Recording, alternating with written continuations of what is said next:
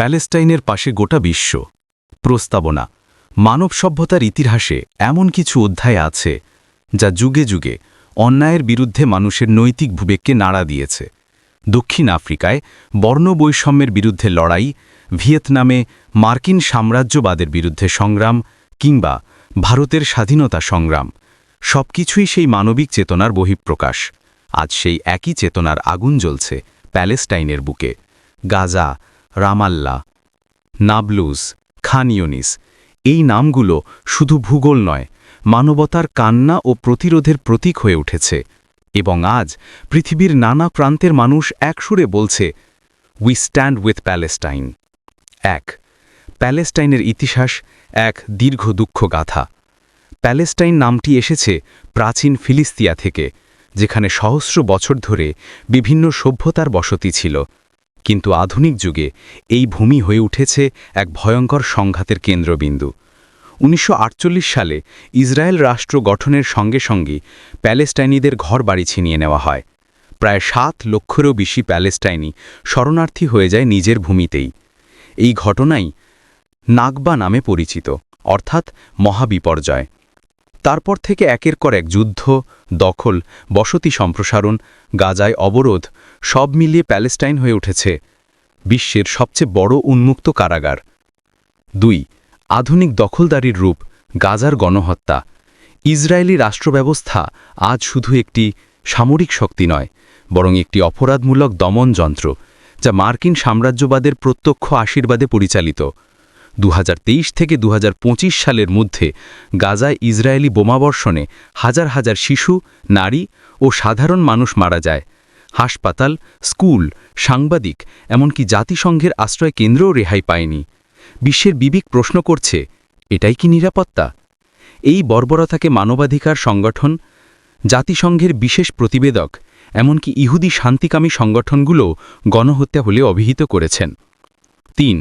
আন্তর্জাতিক প্রতিবাদ, বিশ্বজুড়ে মানুষের ঐক্য। আজ যখন তথাকথিত শক্তিধর রাষ্ট্রগুলো নীরব, তখন সাধারণ মানুষ রাস্তায় নেমে এসেছে। London, New York, Paris, Delhi, Cape Town, Dhaka, Kolkata, সবখানেই লাখ লাখ মানুষ প্যালেস্টাইন পতাকা উড়িয়ে বলছে, যথেষ্ট হয়েছে।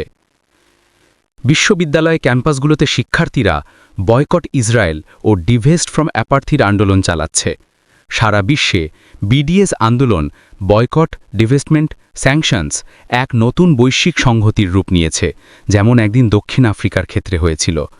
এই প্রতিবাদ প্রমাণ করছে মানুষের বিবেক এখনও জাগ্রত। 4. গণমাধ্যম ও সত্যের যুদ্ধ। ইসরায়েল ও তার পশ্চিমা মিত্ররা শুধু যুদ্ধক্ষেত্রই নয়, তথ্যযুদ্ধেও নিয়ন্ত্রণ করতে চায়। কিন্তু স্বাধীন সাংবাদিক, ফটো সাংবাদিক ও সাধারণ নাগরিকের মোবাইল ক্যামেরা আজ ইতিহাস লিখছে। সোশ্যাল মিডিয়া হয়ে উঠেছে নতুন ফ্রন্টলাইন। যখন লক্ষ লক্ষ মানুষ গাজার শিশুদের ছবি দেখছে, তখন মেইনস্ট্রিম মিডিয়ার প্রোপাগান্ডা ভেঙে পড়ছে। মানুষ নিজের চোখে দেখছে কারা ভুক্তভোগী, কারা হত্যাকারী। 5. ভারত ও প্যালেস্টাইন, ঐতিহাসিক সম্পর্ক ও বর্তমান সংকট। ভারত একসময় প্যালেস্টাইনের ন্যায্য অধিকারের পক্ষে দৃঢ় অবস্থান নিয়েছিল। মহাত্মা গান্ধী বলেছিলেন, প্যালেস্টাইন ইহুদিদের নয়, আরবদেরই ভূমি। জওহরলাল নেহরু, ইন্দিরা গান্ধী, এমনকি কমিউনিস্ট আন্দোলনের নেতানেত্রীরাও সবসময় প্যালেস্টাইনের স্বাধীনতার পক্ষে ছিলেন। কিন্তু সাম্প্রতিক বছরে ভারত সরকারের নীতি বদলেছে। ইসরায়েলের সঙ্গে সামরিক ও অর্থনৈতিক সম্পর্ক বাড়ানো হয়েছে এবং প্যালেস্টাইনের প্রতি নৈতিক অবস্থান দুর্বল হয়েছে।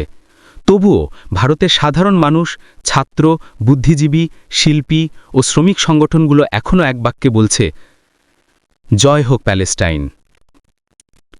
6. প্যালেস্টাইনের লড়াই শুধুই জাতিগত নয়, শ্রেণীগত।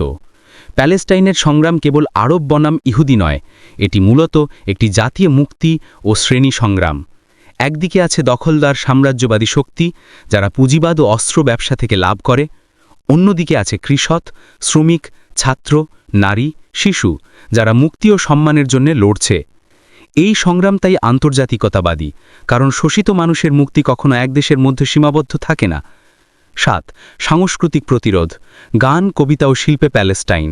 From the river to the sea, Palestine will be free, এই স্লোগান আজ বিশ্বসঙ্গীতে প্রতীক হয়ে উঠেছে। ফিলিস্তিনি কবি মাহমুদ দারবিশের কবিতা, শিল্পী নাজিয়াল আলীর চরিত্র, কিংবা আধুনিক স্ট্রিট আর্ট, সবাই প্রতিরোধের ভাষা। এই শিল্প শুধু কান্না নয়, আশার আলোও দেখায়। যেখানে বন্দুক ব্যস্ত, সেখানে একটি কবিতা মানুষের হৃদয় জাগায়। ৮ ভবিষ্যৎ মুক্ত প্যালেস্টাইনের স্বপ্ন। গাজার ধ্বংসস্তূপের মধ্যে দাঁড়িয়েও শিশুরা হাসে, স্কুলের স্বপ্ন দেখে। এটাই প্যালেস্টাইনের শক্তি, অদম্য আশা। এই আশা একদিন ইসরায়েলি বোমার চেয়েও শক্তিশালী হয়ে উঠবে। যেদিন প্রতিটি মানুষ বুঝবে যে ন্যায় বিচার ছাড়া শান্তি অসম্ভব, সেই দিনই প্যালেস্টাইন প্রকৃত মুক্ত হবে। উপসংহার: আজকের বিশ্ব প্যালেস্টাইন একটি নৈতিক পরীক্ষার ক্ষেত্র। যারা ন্যায়ের পাশে, তারা প্যালেস্টাইনের পাশে; যারা নীরব, তারা দখলদারের পক্ষে। গাজায় প্রতিটি শিশুর কান্না আমাদের বিবেককে জাগায়, কারণ তাদের সংগ্রাম আমাদের মানবতার সংগ্রাম। প্যালেস্টাইনের পাশে দাঁড়ানো মানে শুধু একটি জাতির পাশে দাঁড়ানো নয়, বরং মানবতার পাশে দাঁড়ানো। যতদিন অন্যায় থাকবে, ততদিন পৃথিবীর প্রতিটি প্রান্তে মানুষ বলবে, free free Palestine. In our hearts we all are প্যালেস্টিনিয়ানস।